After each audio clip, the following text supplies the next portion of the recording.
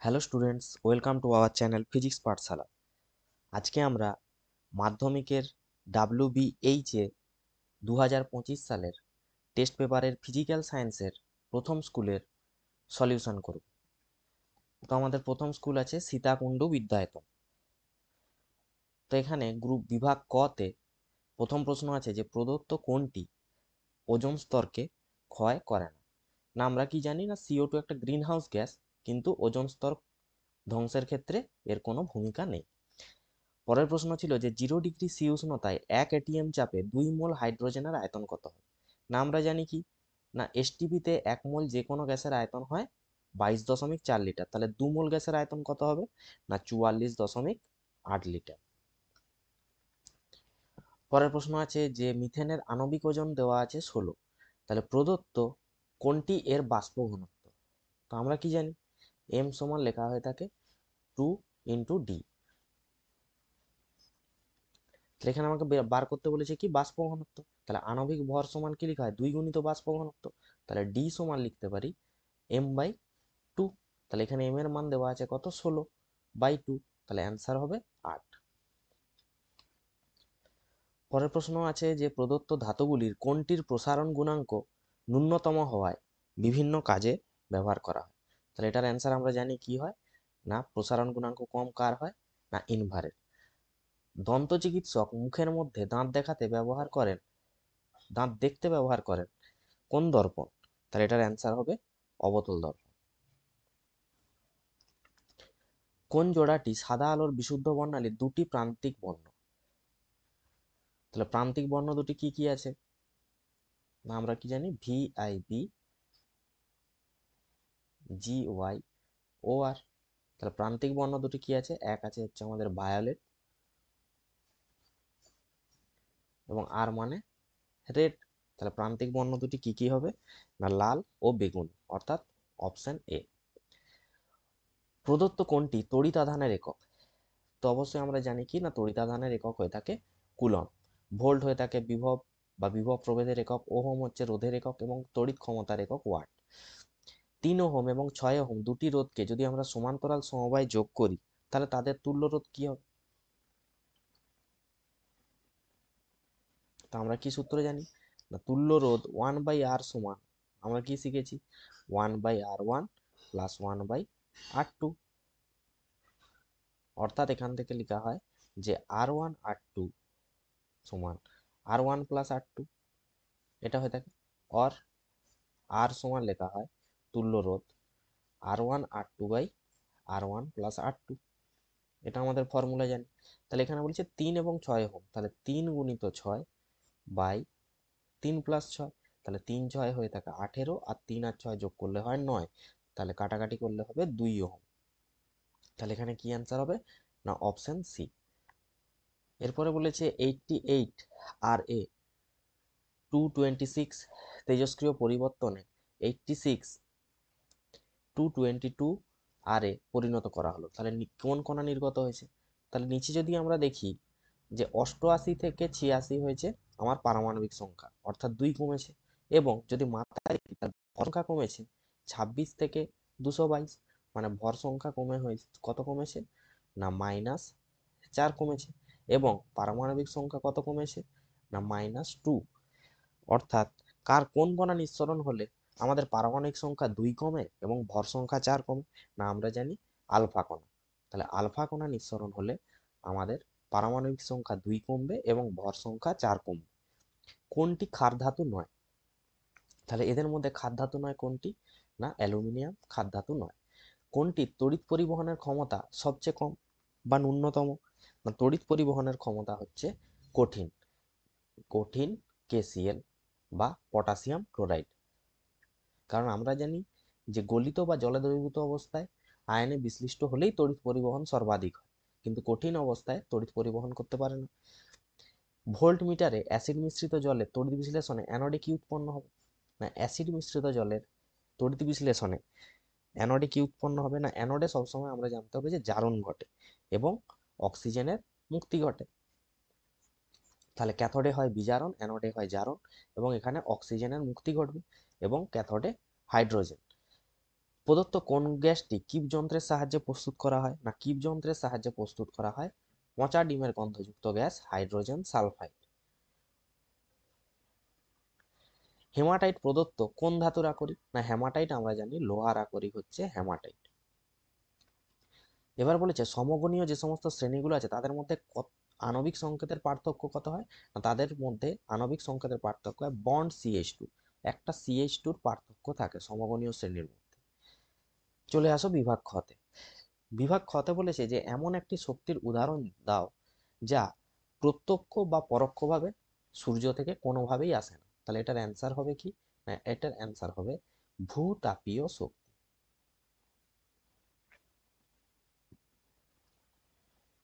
ভূতাপীয় শক্তি। এবার বলেছে একটি জৈব গ্রিনহাউস গ্যাসের উদাহরণ। তো এটা আমরা সবাই জানি একটি জৈব গ্রিনহাউস গ্যাস হচ্ছে আমাদের মিথেন, যার সংকেত লেখা হয় CH4। পৃথিবীর ছাতা পরিচিত বায়ুমণ্ডলের কোন স্তর? না, ওজোন ওজোন স্তর। চার্লসের সূত্র অনুসারে স্থির চাপে কত ডিগ্রি সেলসিয়াস উষ্ণতায় কোনো গ্যাসের আয়তন শূন্য হয়? তো এটার অ্যান্সার কি হবে? -273 ডিগ্রি সেন্টিগ্রেড উষ্ণতা। স্থির উষ্ণতায় বদ্ধ পাত্রে একটি গ্যাস আছে, উষ্ণতা অপরিবর্তিত রেখে ওই গ্যাসে আরো কিছু পরিমাণ যদি গ্যাস আমরা যোগ করি তাহলে গ্যাসের চাপের কি পরিবর্তন ঘটবে? না, গ্যাসের চাপ বৃদ্ধি পাবে।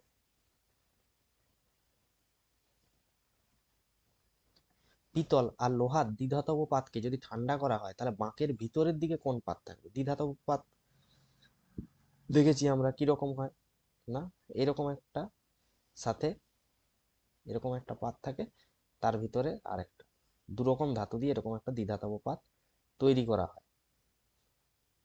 তাহলে বলেছে যে বাঁকের ভিতরের দিকে কোন পাতটি থাকবে? না, বাঁকের ভিতরের দিকে থাকবে এখানে এই লোহা বা Fe, এবং বাইরের দিকে থাকবে পিতল। তাহলে বাঁকের ভিতরের দিকে কোন পাত থাকবে?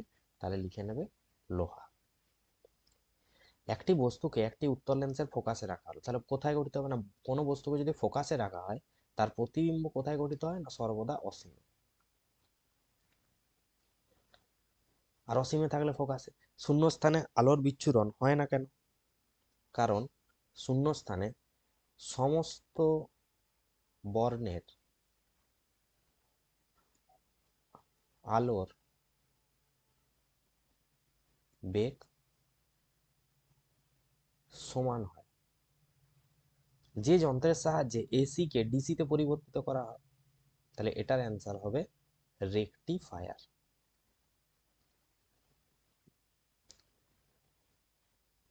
মুক্ত বর্তনীতে যদি কোনো সার্কিট ওপেন সার্কিট হয় তখন তার রোধ কত হবে? না, মুক্ত বর্তনী বললে তাহলে অ্যান্সার হবে 0। ধনাত্মক আধানযুক্ত তেজস্ক্রিয় কণাকে, না আমরা জানি ধনাত্মক আধানযুক্ত তেজস্ক্রিয় কণা আমাদের আলফা কণা, কারণ বিটা ঋণাত্মক হয় কারণ ইলেকট্রন কণা স্রোত।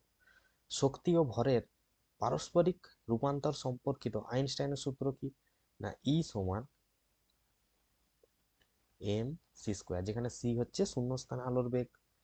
তড়িৎ বিশ্লেষণ প্রক্রিয়ায় কি প্রকার তড়িৎ প্রবাহ ব্যবহার করা হয়? তা আমরা জানি তড়িৎ বিশ্লেষণের ক্ষেত্রে সর্বদাই একমুখী প্রবাহ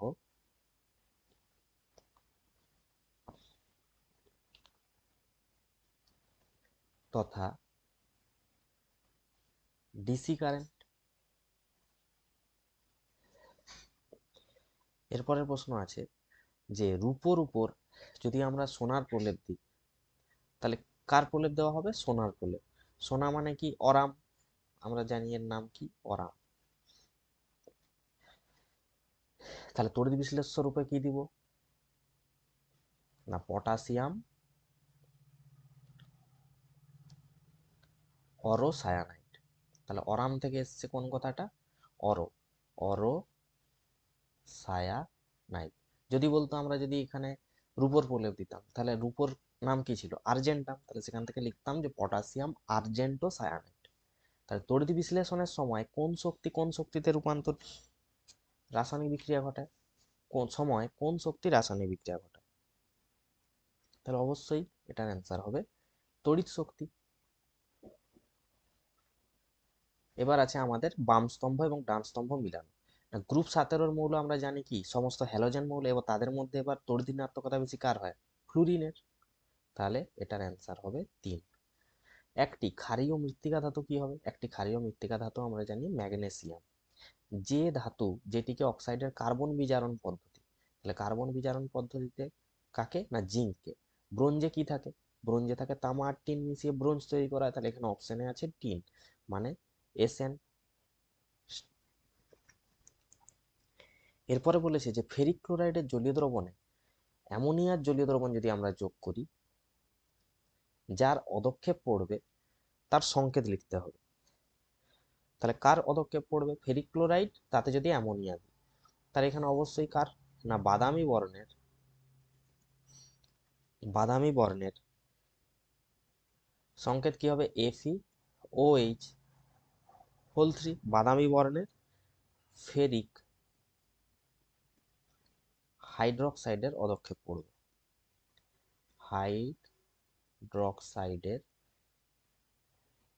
পড়বে। লাইকার অ্যামোনিয়া কি? না 0.88 আপেক্ষিক গুরুত্ব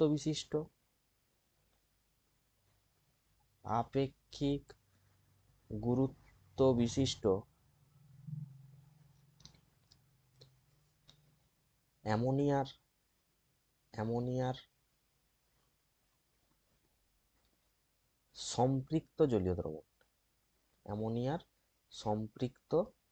জলীয় দ্রবণ। NaOH দ্রবণ দিয়ে ক্ষারীকৃত হাইড্রোজেন সালফাইডের জলীয় দ্রবণে কয়েক ফোঁটা যদি আমরা সোডিয়াম নাইট্রোক্সাইড দিই, তাহলে বর্ণের কি পরিবর্তন হবে? না এটি বেগুনি বর্ণ ধারণ করবে। প্রদত্ত বিবৃতিটি সত্য না মিথ্যা লিখতে বলেছে। গ্লুকোজের জলীয় দ্রবণ আমরা কি জানি? তড়িৎ পরিবহন করতে পারে না, কারণ আয়নিত হতে পারে না। তাহলে কি হবে? এটা মিথ্যা। এখানে বলেছে H3CCO CH3, তাহলে এখানে কার্বন পরমাণু কয়টি আছে? একটা থাকলে মিথ, দুটো থাকলে ইথ, তিনটে থাকলে প্রোপ। তাহলে মিথ ইথ প্রোপ, তাহলে স্টার্টিংটা আমার তো প্রোপ দিয়ে হবে। তারপরে দেখো মাঝখানে কি গ্রুপ আছে? দুটো CH3-র মাঝে আছে সিও গ্রুপকে আমরা বলে থাকি কিটোন গ্রুপ। তাহলে কিটোনের ওন কথাটা নেওয়া হয়ে থাকে, তাহলে এখানে কি হবে? প্রোপানোন।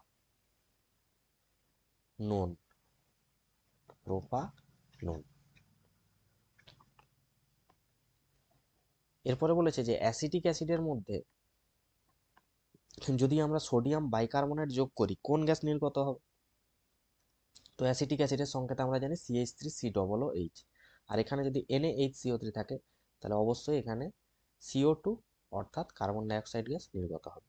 ক্লোরিনের সঙ্গে মিথেনের প্রতিস্থাপন বিক্রিয়ার প্রথম ধাপে উৎপন্ন জৈব যৌগ, তাহলে ক্লোরিনের সংকেত কি? Cl2,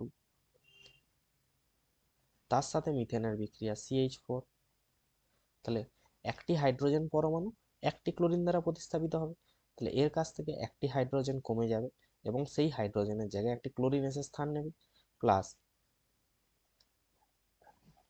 HCl। তাহলে এর নাম, তাহলে প্রথম যে জৈব যৌগটা উৎপন্ন হবে সেটি কি? না CH3Cl।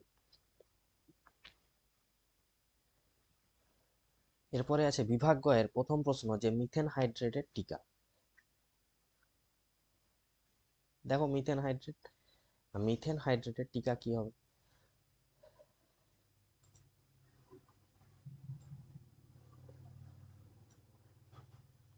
মিথেন হাইড্রেট এটা হলো 4CH4 23H2, তাহলে এর সংকেতটা খুবই গুরুত্বপূর্ণ। বরফের ন্যায় দেখতে একটা কেলাসাকার কঠিন পদার্থ, এর মধ্যে কতটা মিথেন থাকে যদি বলে? না 13.4% মিথেন থাকে। মিথেন হাইড্রেটকে আগুনে বরফ বা ফায়ার আইস বলা হয়ে থাকে। পৃথিবীর মেরু অঞ্চলে ও সমুদ্রের তলদেশের পাললিক শিলাস্তরের নিচে মিথেন হাইড্রেট পাওয়া যায়। CO2 ইনজেকশনের মাধ্যমে মিথেন হাইড্রেট থেকে মিথেন গ্যাস উৎপন্ন করা হয়। এসটিপিতে 1 লিটার কঠিন মিথেন হাইড্রেট থেকে 170 লিটার মিথেন গ্যাস পাওয়া যায়, যা ভবিষ্যতে জ্বালানির সংকট মোকাবিলায় সহায়ক হবে।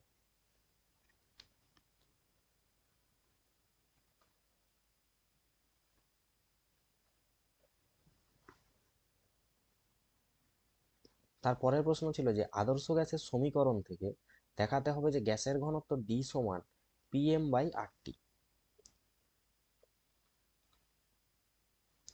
তাহলে দেখো আদর্শ গ্যাসের কি সমীকরণ ছিল, না আমরা জানি আদর্শ গ্যাসের এন মোল আদর্শ গ্যাসের ক্ষেত্রে সমীকরণ হয় পিভি সমান এনআরটি, যেখানে পি গ্যাসের চাপ, ভি গ্যাসের আয়তন, এন হচ্ছে মোল সংখ্যা এবং আর হচ্ছে মোলার গ্যাস ধ্রুবক, টি পরম উষ্ণতা। যদি গ্যাসটির ভর ডাব্লু গ্রাম হয় এবং আণবিক ভর যদি এম হয়, তাহলে মোল সংখ্যা সমান কি লেখা হয় থাকে, গ্যাসটির ভর বাই আণবিক ভর দিয়ে ভাগ করতে হয়, দিলে মোল সংখ্যা পাওয়া যায়। তাহলে আদর্শ গ্যাস সমীকরণ যেটা আছে পিভি সমান এনআরটি, এন এর জায়গায় কি বসানো হলো, ডাব্লু বাই এম আরটি। তাহলে এখান থেকে এম সমান কি লিখতে পারি, না ডাব্লু আরটি বাই পিভি। তাহলে এটি আদর্শ গ্যাসের আণবিক ভর নির্ণয়ের সমীকরণ। এবার আমরা কি জানি, গ্যাসের ঘনত্ব বা ডেনসিটি ডি সমান লেখা হয় থাকে ভর বাই আয়তন। এবং 1 নম্বর সমীকরণ থেকে যদি আমরা দেখি যে এম সমান এই ডাব্লু বাই ভিটাকে যদি আমরা আলাদা করি, এইখানের যে ডাব্লু বাই ভি এইটাকে যদি আমরা আলাদা করি, তাহলে লিখতে পারি W by V into RT by P.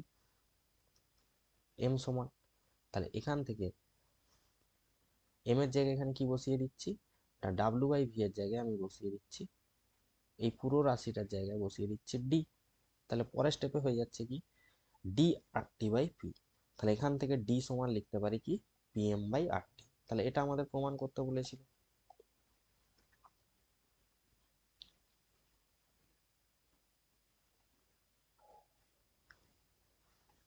পরের প্রশ্ন বলেছে যে উদীয়মান এবং অস্তগামী এই সূর্যকে লাল দেখায় কেন, এবং প্রিজম ক্রিয়ার সাহায্যে দেখাও, অথবাতে ছিল যে উত্তর লেন্সের অভিসারী ক্রিয়া। এটাও খুব ইম্পর্টেন্ট, উত্তর লেন্সের অভিসারী ক্রিয়া।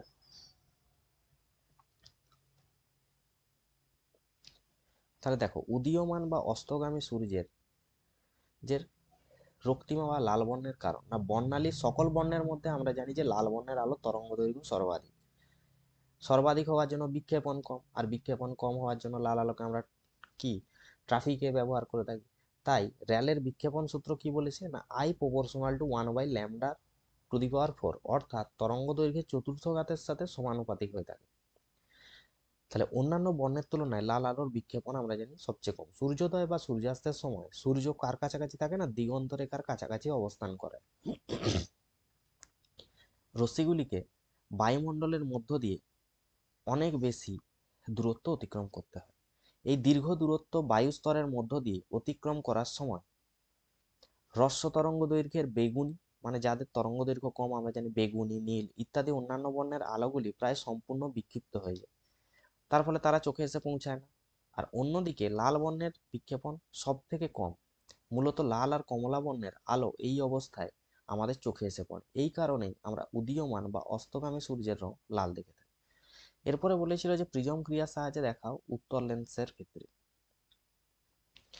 না উত্তর লেন্সের ক্ষেত্রে প্রিজমগুলির ভূমি লেন্সের অক্ষের দিকে থাকে। তাহলে ছবিটা দেখো, এখানে যদি আমরা দেখি এগুলো এক একটা কি প্রিজম, এগুলো এক একটা কি হিসেবে কাজ করছে, প্রিজম। তাহলে এদের লেন্সের অক্ষ কোনটা, না আমরা বলতে পারি এই যে এইটা, এইটা হচ্ছে লেন্সের প্রধান অক্ষ বলা হয় থাকে এটাকে। তাহলে ভূমিটা প্রধান অক্ষের দিকে আছে দেখতে পাচ্ছি, এবং প্রিজমের প্রতিসরাঙ্ক পারিপার্শ্বিক মাধ্যম অপেক্ষা বেশি হয়, এবং প্রিজম থেকে নির্গত হওয়ার পর রশ্মিগুলি কি হবে, ক্রমশ ভূমির দিকে মেকে যাবে তথা লেন্সের অক্ষের দিকে।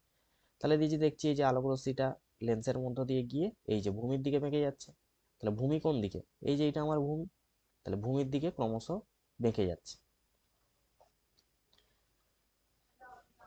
এবং চতুষ্কোণ যে ব্লকটির মধ্যে রশ্মি চ্যুতিহীনভাবে নির্গত হয়, ফলে আপতিত সমান্তরাল রশ্মিগুচ্ছ লেন্স অতিক্রম করার পর অভিসারী রশ্মিগুচ্ছ পরিণত হয়। অর্থাৎ যখন আলোক রশ্মিগুচ্ছ কোনো একটা নির্দিষ্ট বিন্দুতে এসে মিলিত হবে তখন সেটাকে আমরা বলে থাকি অভিসারী রশ্মিগুচ্ছ, এবং লেন্সের উপর নির্দিষ্ট একটি বিন্দুতে মিলিত হয়। এই কারণে উত্তর লেন্স অভিসারী ক্রিয়া দেখায়। দেখো এখানে যে চতুষ্কোণ বিশিষ্ট যে প্রিজমটা আছে, এখানে রশ্মির কোনো চ্যুতি ঘটছে না, একদম সোজাসুজি যাচ্ছে প্রধান অক্ষের সঙ্গে, এবং বাকি রশ্মিগুলো আমরা দেখছি যে ভূমির দিকে ক্রমশ বেঁকে আসছে, এবং শেষ পর্যন্ত এইখানে ধরছি ও একটা নির্দিষ্ট বিন্দুতে এসে মিলিত হচ্ছে। তাই এখানে উত্তর লেন্স অভিসারী ক্রিয়া দেখাচ্ছে।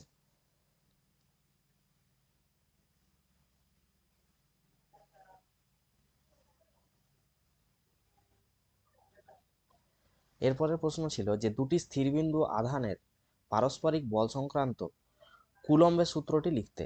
তাহলে কুলম্বের সূত্র কি হবে? স্থিরবিন্দু আধান সংক্রান্ত কুলম্বের সূত্র, না কুলম্ব কি বলেছিল বিজ্ঞানী, না দুটি বিন্দু আধানের মধ্যে ক্রিয়াশীল তড়িৎ আকর্ষণ বা বিকর্ষণ বলের মান বস্তু দুটির কেন্দ্র সংযোজক সরলরেখা বরাবর ক্রিয়া করে। এই আকর্ষণ বা বিকর্ষণ বলের মান আধানদ্বয়ের গুণফলের সমানুপাতিক এবং ওদের কেন্দ্রদ্বয়ের দূরত্বের বর্গের ব্যস্তানুপাতিক। তাহলে ধরো যদি দুটো আধান থাকে, একটা হচ্ছে Q1 এবং একটা Q2, এবং তাদের মধ্যবর্তী দূরত্ব আমি আর বলতে পারি, ডি বলতে পারি, যা খুশি বলতে পারি। তাহলে যদি এটা প্লাস হয়, যদি এটা মাইনাস হয়, তাহলে কি করবে? এরা পরস্পরকে আকর্ষণ করবে। আবার যদি এটা মাইনাস হয়, এটা মাইনাস হয়, তাহলে কি হবে? পরস্পরকে বিকর্ষণ করবে। আবার এটা প্লাস, এটাও যদি প্লাস হয়, তাহলে পরস্পরকে বিকর্ষণ করবে। অর্থাৎ এই আকর্ষণ বা বিকর্ষণ বলের মানটা এই যে আধান আছে তাদের গুণফলের সাথে সমানুপাতিক, এবং এই যে মাঝের যে দূরত্ব তার বর্গের ব্যস্তানুপাতিক। তাই জন্য কি লেখা আছে? F proportional to Q1 into Q2, মানে আধানদ্বয়ের গুণফলের সমানুপাতিক এবং মধ্যবর্তী দূরত্বের বর্গের ব্যস্তানুপাতিক। এই দুটো সমীকরণকে যদি আমরা একত্রিত করি, তাহলে এফ প্রপোর্শনাল টু হয় Q1 Q2 by R square, এবং এটাকে সমান করার জন্য বা যৌগিক ভেদের নিয়ম অনুযায়ী এফ সমান লিখে থাকি কনস্ট্যান্ট কে সমান Q1 Q2 by R square. তাহলে এইটি হয়ে গেল কুলম্বের সূত্রের গাণিতিক রূপ। এবার দেখো পরের প্রশ্ন কি ছিল না, আমাদের পরের প্রশ্ন ছিল যে HCl গ্যাস তড়িৎ পরিবহন করে না, মানে হাইড্রোজেন ক্লোরাইড গ্যাস অবস্থায় তড়িৎ পরিবহন করে না, কিন্তু হাইড্রোজেন ক্লোরাইডের জলীয় দ্রবণ তড়িৎ পরিবহন করে কেন? এবং 3.6তে ছিল যে আয়নীয় যৌগের গলনাঙ্ক স্ফুটনাঙ্ক বেশি হয় কেন, তা ব্যাখ্যা করো। তো এদের মধ্যে কোনগুলি তড়িৎযোজী এবং সমযোজী যৌগ, এগুলো একটু শনাক্ত করে নেওয়া যায়। দেখো এটাকে বলা হয় ক্যালসিয়াম ক্লোরাইড। তাহলে ক্যালসিয়াম ক্লোরাইড কি ধরনের যৌগ? সোডিয়াম ক্লোরাইড, ক্যালসিয়াম ক্লোরাইড, এগুলো হচ্ছে তড়িৎযোজী যৌগ। আবার এটা দেখো C12H22O11, অর্থাৎ এটা হয়ে যাচ্ছে চিনি গ্লুকোজ টাইপের। তাহলে এরা কি তড়িৎ পরিবহন করতে পারে না, তাহলে এটা হয়ে যাবে সমযোজী যৌগ। CCl4 অবশ্যই সমযোজী যৌগ। অ্যামোনিয়া সমযোজী যৌগ। সোডিয়াম ক্লোরাইড কি হবে? সোডিয়াম ক্লোরাইড তড়িৎযোজী যৌগ। এবং লিথিয়াম হাইড্রাইড কি হবে?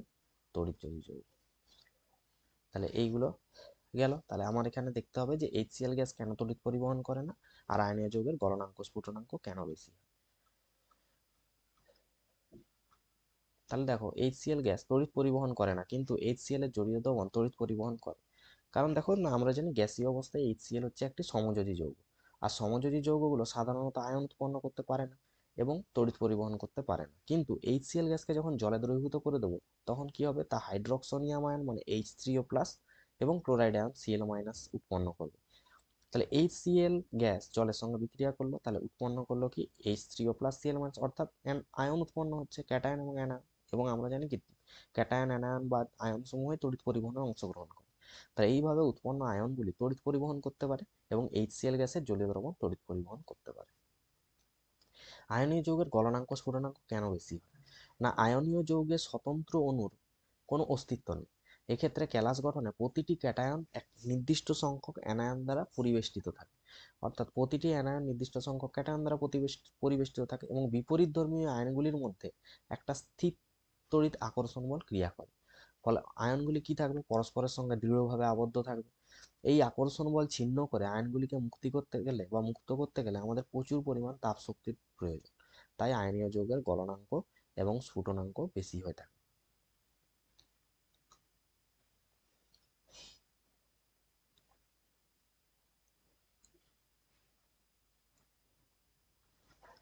এর পরের প্রশ্ন আছে যে পরীক্ষাগারে অ্যামোনিয়া গ্যাস প্রস্তুতির শর্ত, রাসায়নিক সমীকরণ, তার সাথে আছে যে উপযুক্ত রাসায়নিক বিক্রিয়ার সাহায্যে দেখাও যে H2S একটি বিজারক পদার্থ। তাহলে এই প্রশ্ন দুটি খুবই গুরুত্বপূর্ণ। এবং তারপরে আছে যে কপারের উপর আমরা দেখেছি যে তামার পাত্র সবুজ রঙের ছোপ ছোপ পড়ে যায়, কেন পড়ে? এবং এখানে একটা একই আণবিক সংকেত বিশিষ্ট C2H6O বিশিষ্ট দুটি জৈব যৌগ, মানে আণবিক সংকেত আমার একই থাকবে, এইরকম আরো দুটো জৈব যৌগ আমাকে দেখাতে হবে।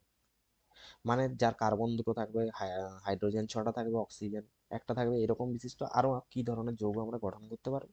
এছাড়াও জৈব ভঙ্গুর পলিমার কি, উদাহরণ দাও। এইগুলো ছিল আমাদের প্রশ্ন।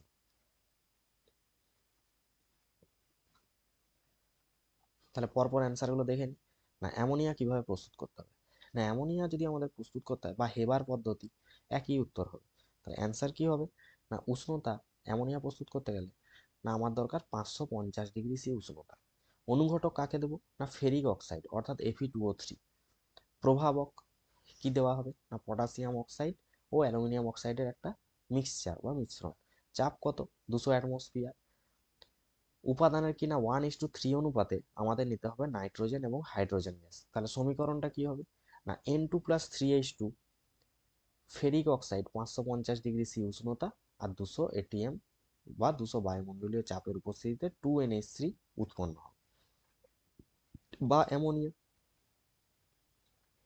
সাথে দেখতে পাচ্ছি যে 95 কিলোজুল পরিমাণ তাপের উদ্ভব ঘটবে। এরপরে ছিল যে H2S বিজারক পদার্থ আমাদেরকে দেখাতে। এই বিক্রিয়াটি খুবই গুরুত্বপূর্ণ পরীক্ষার জন্য। না H2SO4 দ্বারা acetic potassium dichromate K2Cr2O7, H2S পাঠালে H2S কমলা বর্ণের পটাশিয়াম যে ডাইক্রোমেট, তাহলে এর বর্ণটা কিরকম হয়, কমলা। তাহলে কমলা বর্ণের পটাশিয়াম ডাইক্রোমেটকে বিজারিত করে সবুজ বর্ণের ক্রোমিক সালফেট Cr2SO4 এর হোল 3 উৎপন্ন করে, ফলে দ্রবণের বর্ণ হয়ে যাবে সবুজ।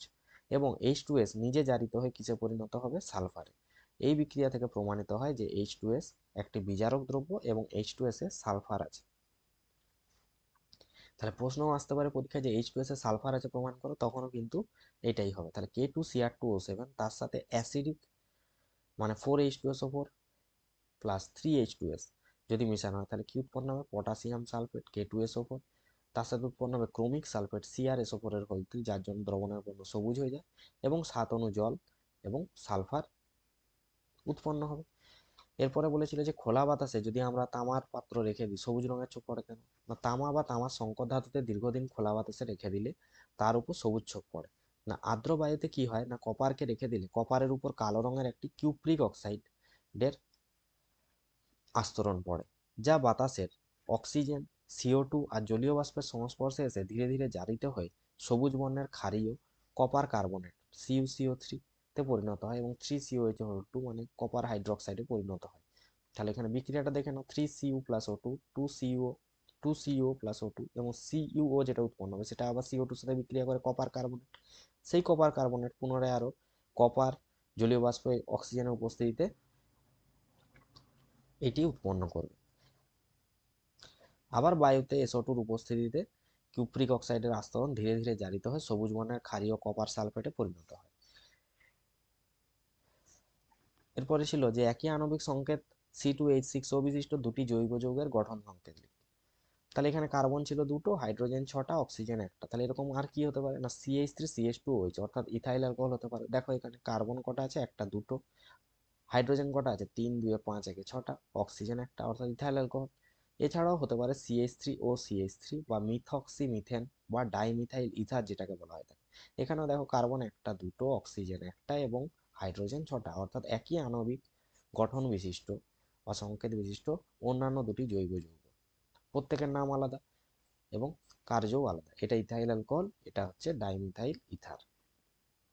পরের প্রশ্ন ছিল জৈব ভঙ্গুর পলিমার কি, না যে সমস্ত পলিমার প্রাকৃতিক প্রক্রিয়ায় পরিবেশের বিয়োজক অর্থাৎ ছত্রাক, ব্যাকটেরিয়া, উৎসেচকের ক্রিয়ায় নষ্ট হয়ে যাবে তাদের বলা হবে বায়োডিগ্রেডেবল পলিমার বা জৈব ভঙ্গুর পলিমার। উদাহরণ আছে সেলুলোজ, শর্করা, প্রোটিন, স্টার্চ, নিউক্লিক অ্যাসিড ইত্যাদি। আবার জৈব অভঙ্গুর পলিমার কোনগুলো, না যারা বিয়োজিত হবে না বা মাটিতে মিশে যাবে না তাদের বলা হবে নন বায়োডিগ্রেডেবল, যেমন পলিথিন, পলিভিনাইল ক্লোরাইড, তো এই সমস্ত জিনিসগুলো।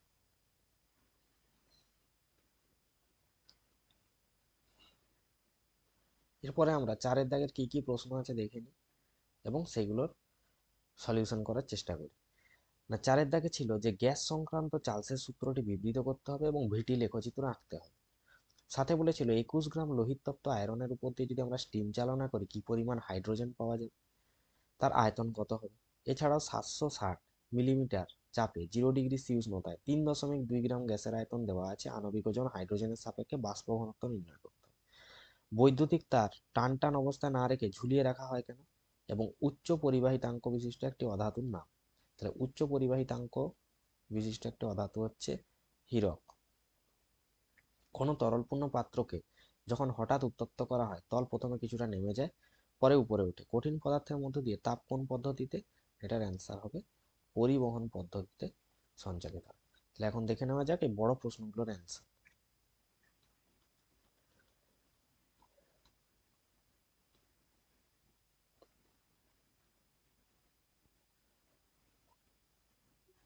দেখো, চার্লসের সূত্র কি? গ্যাস সংক্রান্ত না, স্থির চাপে নির্দিষ্ট ভরের কোনো গ্যাসের আয়তন প্রতি ডিগ্রি সেলসিয়াস উষ্ণতা বৃদ্ধি বা হ্রাসের জন্য কি হবে? 0 ডিগ্রি সি উষ্ণতা ওই গ্যাসের যে আয়তন থাকে তার 1/273 অংশ বৃদ্ধি বা হ্রাস পায়। এখানে 1/273কে আয়তন প্রসারণ গুণাঙ্ক বলা হয়ে থাকে। এটা এসে থাকে পরীক্ষায়, শর্ট কোশ্চেন। তাহলে ভিটি লেখচিত্র, ভি এর সাথে টি এর কি সম্পর্ক? সমানুপাতিক সম্পর্ক। তাহলে কি হবে? একটি মূল বিন্দুগামী সরলরেখা। তাহলে এটাই হয়ে গেল একটি ভিটি লেখচিত্র। এরপরে বলেছিল যে 21 গ্রাম লোহিতপ্ত আয়রনের উপর দিয়ে যদি আমরা স্টিম চালনা করি, কি কত পরিমাণ হাইড্রোজেন পাবো? দেখো, 3Fe+4H2O, Fe3O4 + 4H2, এটা লিখতে হবে প্রথমে। তাহলে এবার এখানে দেখো 3 গুণিত এফির দেওয়া আছে কত না 56। তাহলে 3 গুণিত 56 মানে 168। আর হাইড্রোজেন যেহেতু উৎপন্ন কত হবে, তাহলে হাইড্রোজেনের আয়তন দেখে নাও 4 × 1 × 2 মানে 8। অর্থাৎ 168 গ্রাম লোহিত তপ্ত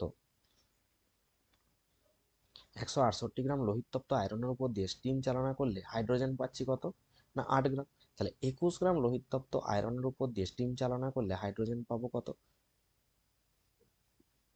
1 গ্রাম। তাহলে এসটিপিতে 2 গ্রাম হাইড্রোজেনের আয়তন 22.4 লিটার। তাহলে 1 গ্রাম হাইড্রোজেনের আয়তন কত হবে? 11.2 লিটার। অর্থাৎ বিক্রিয়ার ফলে 1 গ্রাম হাইড্রোজেন পাওয়া যাবে এবং এসটিপিতে তার আয়তন হবে 11.2 লিটার।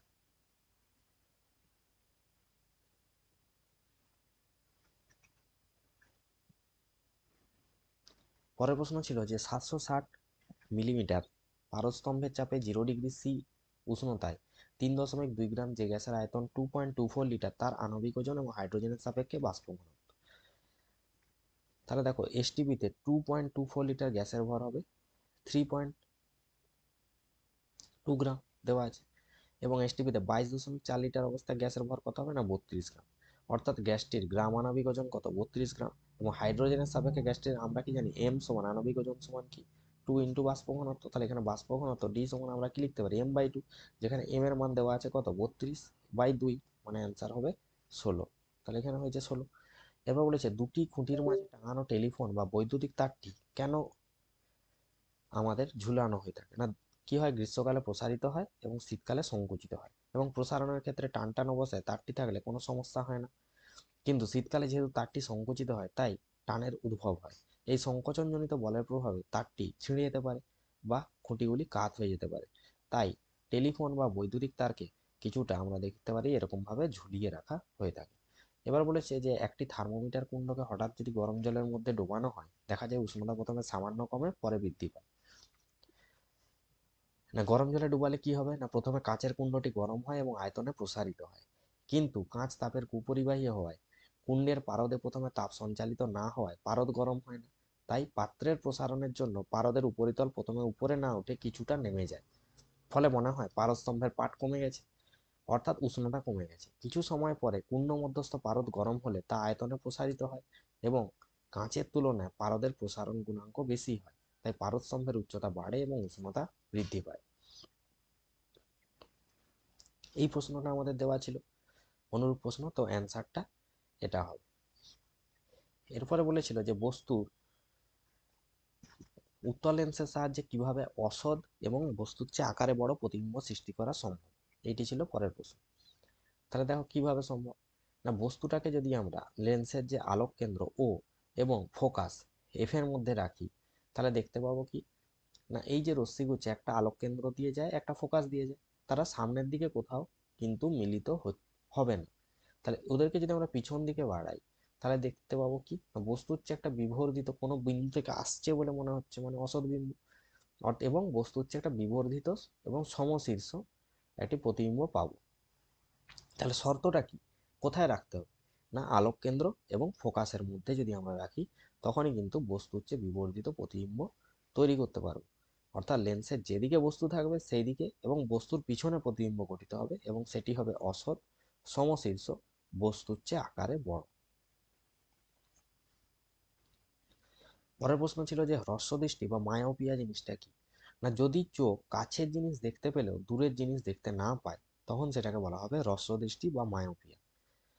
এবার এই দৃষ্টির কারণ কি? না, অক্ষিগোলকের আকার যদি স্বাভাবিকের তুলনায় বড় হয়ে যায় তখন এই সমস্যা দেখা যায় এবং চোখের লেন্সের ফোকাস দৈর্ঘ্য স্বাভাবিকের তুলনায় যদি কম হয় তখন এই ত্রুটিটা দেখা যায়। তাহলে সমাধান কি? না, উপযুক্ত ফোকাস দৈর্ঘ্যের অবতল লেন্সযুক্ত চশমা আমাদের ব্যবহার করতে হবে এবং এই ছবিটি আঁকতে হবে যে আলোক রশ্মি উপযুক্ত ফোকাস দৈর্ঘ্যের যদি আমরা চশমা ব্যবহার করি, অবতল লেন্সটির ফোকাস দৈর্ঘ্য এমন হবে যাতে দূরবর্তী কোনো বস্তু থেকে আগত আলোক রশ্মিগুচ্ছ অবতল লেন্স দ্বারা প্রতিসরণের পর মনে হবে এফ বিন্দু থেকে অপসৃত হচ্ছে বলে আমাদের এখানে মনে হবে, এই এফ বিন্দু থেকে অপসৃত হচ্ছে বলে মনে হবে এবং প্রতিবিম্বটি রেটিনায় গঠিত হবে। পরের প্রশ্ন ছিল যে প্রিজমের মধ্য দিয়ে আলোর প্রতিসরণে চ্যুতিকোণের মান নির্ণয় করো অথবা ডেল্টা সমান I1 প্লাস I2 মাইনাস এ, এটি প্রমাণ করতে হবে। তাহলে দেখো যে এখানে ধরা যাক প্রিজম কোণ বিএসি এটা এ এবং এবি তলে এই যে পিকিউ রশ্মি আপতন কোণ কি হবে? PQN সমান কি দেওয়া আছে? না I1, এটা হচ্ছে I1 এবং প্রতিসরণ কোণ এটা N ড্যাশ দেওয়া আছে, সেটার মান কত? না I2। এসি তলে কিউআর রশ্মির আপতন কোণ QRO, দেখে নাও এসি তলে QRO এটা সমান কত দেওয়া আছে? R2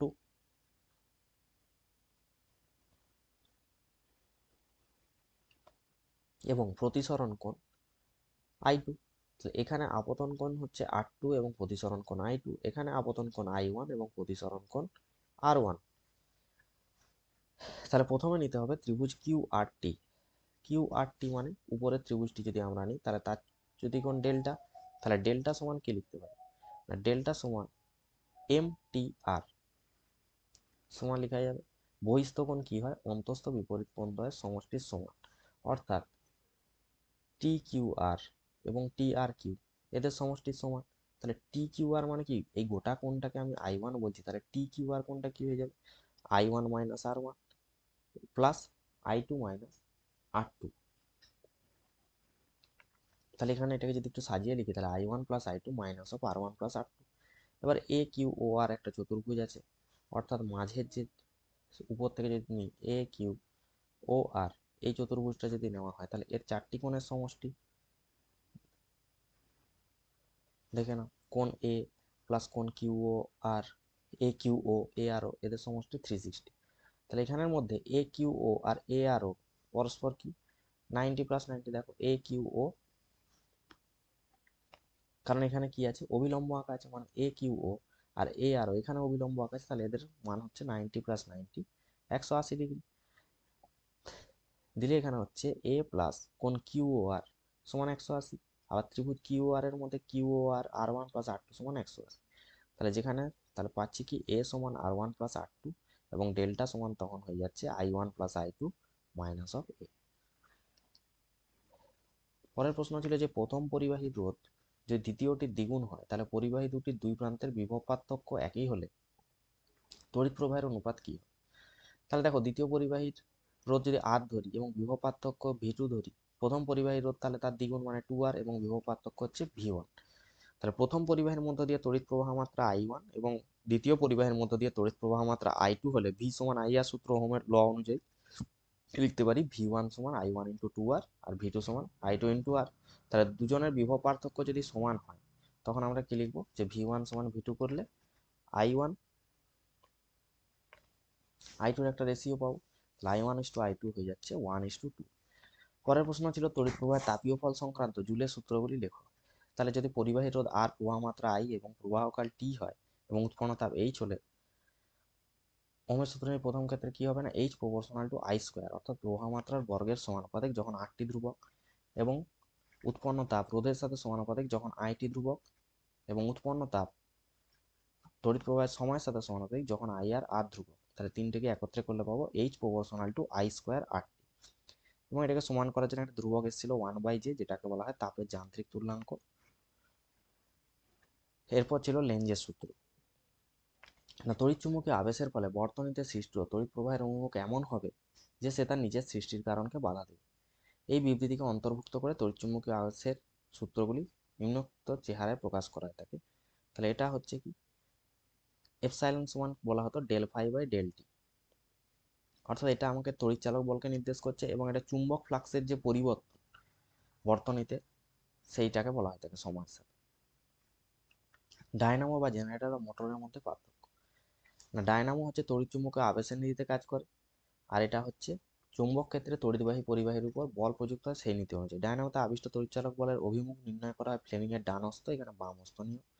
আর্মেচারের কুণ্ডলী চুম্বক ক্ষেত্রে ঘূর্ণনের ফলে কুণ্ডলীতে তড়িৎ প্রবাহ ঘটে, এবং বাহ্যিক উৎস থেকে কুণ্ডলীতে তড়িৎ প্রবাহ পাঠানোর ফলে কুণ্ডলী ঘটে।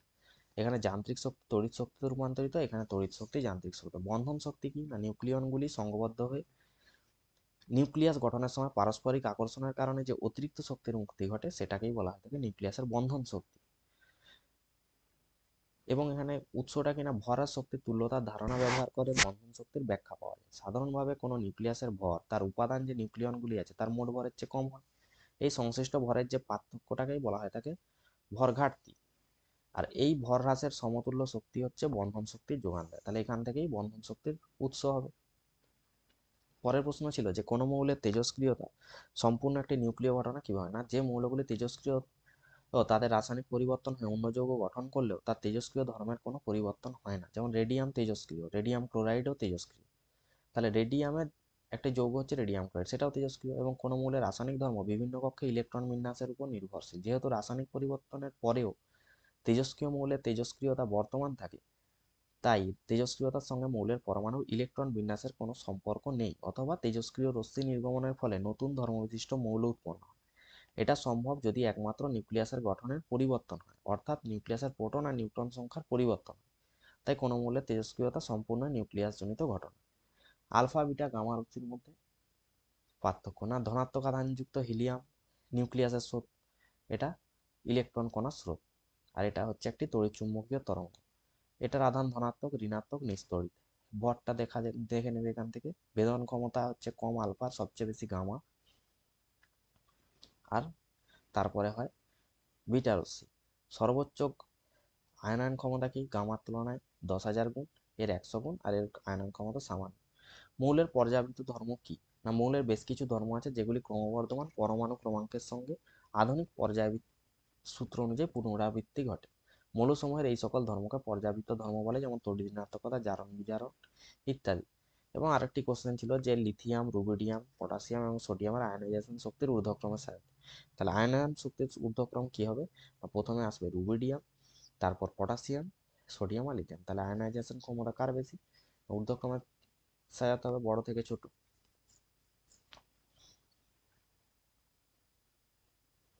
তাহলে লিথিয়ামের হচ্ছে আয়নাইজেশন শক্তি সবচেয়ে বেশি। কপারের তড়িৎ বিশোধন প্রক্রিয়া করতে কি কি লাগবে না, ক্যাথোড হিসেবে পাতলা বিশুদ্ধ কপার, আর অ্যানোড হচ্ছে অবিশুদ্ধ মোটা দণ্ড। তড়িৎ বিশ্লেষক হিসেবে কপার সালফেটের 10 থেকে 15% এবং 5 থেকে 10% সালফিউরিক অ্যাসিডের মিশ্র তখন। আয়ন নির্গমন কিভাবে হবে, CuSO4 Cu2 plus SO4 2 minus. আমরা জানি ক্যাথোডে বিজারণ ঘটে, অর্থাৎ Cu2 প্লাস গিয়ে দুটো ইলেকট্রন গ্রহণ করে Cu-তে, এবং অ্যানোডে গিয়ে দুটো ইলেকট্রন মুক্ত ঘটে Cu2 প্লাসে পরিণত হয়। এরপরে ছিল যে অসওয়াল্ড পদ্ধতিতে অ্যামোনিয়া থেকে নাইট্রিক অ্যাসিড প্রস্তুতি কিভাবে হয়। না, প্রথমে শুষ্ক বিশুদ্ধ অ্যামোনিয়া আর উত্তপ্ত অতিরিক্ত পরিমাণ বায়ুর 1:8 মিশ্রণে 750 থেকে 900 ডিগ্রি উষ্ণতায় প্ল্যাটিনাম রেডিয়াম তারজালির উপর দিয়ে যদি প্রবাহিত করি, তাহলে নাইট্রিক অক্সাইড উৎপন্ন হয়। তাহলে 4NH3 প্লাস 5O2 থেকে উৎপন্ন হয় 4NO প্লাস 6H2O প্লাস তাপ। এবং উৎপন্ন এই যে NO, তাকে যদি 50 ডিগ্রি সি উষ্ণতায় ঠান্ডা করা হয়, এই NO বায়ুর অক্সিজেন দ্বারা জারিত হয় নাইট্রোজেন ডাইঅক্সাইডে পরিণত হয় 2NO প্লাস O2 2NO2। উৎপন্ন NO2 সঙ্গে যদি আমরা জল মিশাই, তখন উৎপন্ন হয়ে যাবে সেখান থেকে নাইট্রিক অ্যাসিড। তাহলে এটি ছিল নাইট্রিক অ্যাসিড প্রস্তুতির নীতি। তারপরে ছিল সালফিউরিক অ্যাসিড প্রস্তুত কিভাবে করা হয়ে থাকে। স্পর্শ পদ্ধতি না, প্রথমে বায়ুর সাথে সালফারের দহন করে সালফার ডাইঅক্সাইড উৎপন্ন হবে। সেই সালফার ডাইঅক্সাইডকে যদি আমরা 450 ডিগ্রি তাপমাত্রা আর 1 থেকে 2 বায়ুমণ্ডলীয় চাপে ভ্যানাডিয়াম পেন্টঅক্সাইড মানে V2O5 অনুঘটকের উপস্থিতিতে অক্সিজেন দ্বারা জারিত করি, 2SO2 প্লাস O2 কি হয়ে যাবে 2SO3। এবার উৎপন্ন SO2 কে 90% H2SO4 দ্বারা যদি শোষিত করি উৎপন্ন SO3 কে, তাহলে উৎপন্ন হবে SO3 প্লাস H2SO4 H2S2O7, যেটাকে ওলিয়াম বলা হয়। এবার এই ওলিয়ামের সঙ্গে যদি আমরা জল যোগ করে সালফিউরিক অ্যাসিড আমরা প্রস্তুত করে থাকি, H2S2O7 প্লাস জল দিলে সালফিউরিক অ্যাসিড উৎপন্ন হবে। পরের প্রশ্ন ছিল যে অ্যাসিটিলিনের সাথে কি যোগ করলে আমার 1122 টেট্রাব্রোমো ইথেন উৎপন্ন হয়। তো দেখো অ্যাসিটিলিনের সঙ্গে লাল লাভ ও বাদামি বর্ণের তরল ব্রোমিনের বিক্রিয়ায় 1122 টেট্রাব্রোমো ইথেন উৎপন্ন হয়। অ্যাসিটিনের সংখ্যা দিয়ে HC ট্রিপল বন্ড CH, তার সাথে 2Br2 দিলে CH একটা ব্রোমিন, এর সাথে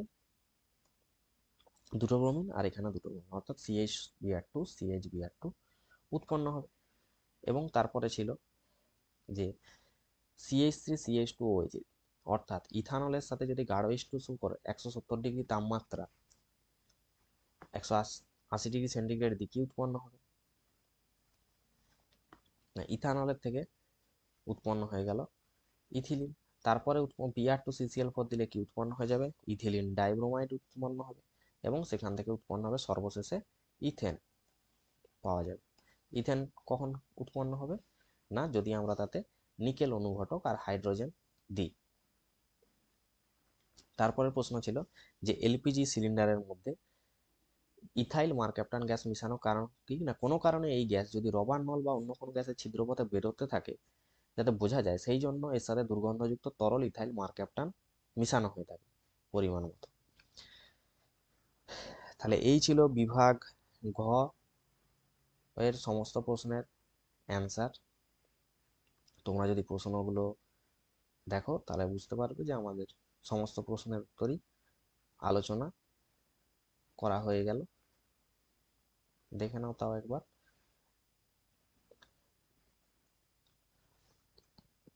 না, বৈদ্যুতিক তারকে টান টান কেন করা হয়, কোনো তরলপূর্ণ পাত্র হয়ে গেছে করা, উত্তল লেন্স ব্যবহার করে কিভাবে বস্তুর প্রতিবিম্ব হ্রস্ব দৃষ্টি বা মায়োপিয়া করা হয়ে গেছে প্রিজমের মধ্য দিয়ে করলাম, একটি পরিবাহীর রোধ অন্য পরিবাহীর দ্বিগুণ, ফিউজ তারকে মূল বন্ধনীর সাথে কিভাবে যুক্ত করা হয়, অবশ্যই শ্রেণী সমবায় যুক্ত করা হয়। তাপীয় ফল সংক্রান্ত জুলের সূত্র আলোচনা করলাম, লেঞ্জের সূত্র আলোচনা করলাম, ডায়নামো মোটরের পার্থক্য আলোচনা করা হয়ে গেছে, বন্ধন শক্তি আলোচনা করা হয়ে গেছে, এবং এর উৎস আলোচনা করা হলো। তেজস্ক্রিয়তা একটা নিউক্লিয় ঘটনা হয়েছে, আলফা বিটা গামা রশ্মির বেদন ক্ষমতা, মৌলের পর্যাবৃত ধর্ম, লিথিয়াম সোডিয়াম পটাশিয়াম এর ঊর্ধ্বক্রমে সাজানো, কপারের তড়িৎ বিশোধন প্রক্রিয়া, অ্যামোনিয়া থেকে কিভাবে নাইট্রিক অ্যাসিড প্রস্তুত করা হয়, স্পর্শ পদ্ধতিতে SO3 উৎপাদনের শর্ত, অ্যাসিটিলিন থেকে ইথিলিন ডাইব্রোমাইড, টেফলনের মনোমার কি হবে না tetra fluoro ethylene, tetrafluoro ethylene. এটাও আমরা করলাম একটু আগে, CH3 ইথানল থেকে প্রথমে ইথিলিন, ইথিলিন থেকে উৎপন্ন হবে ইথিলিন ডাইব্রোমাইড, আর এখানে উৎপন্ন হবে ইথেন। কেন মারক্যাপটান গ্যাস ব্যবহার করা হয়, ওই দুর্গন্ধ হলে তাহলে কোথাও যদি গ্যাস লিক করে তাহলে আমরা সেটা জানতে পারবো। তাহলে এই ছিল প্রথম স্কুলের সম্পূর্ণ সলিউশন। পরের দিন আমরা পরের স্কুল নিয়ে আলোচনা করব।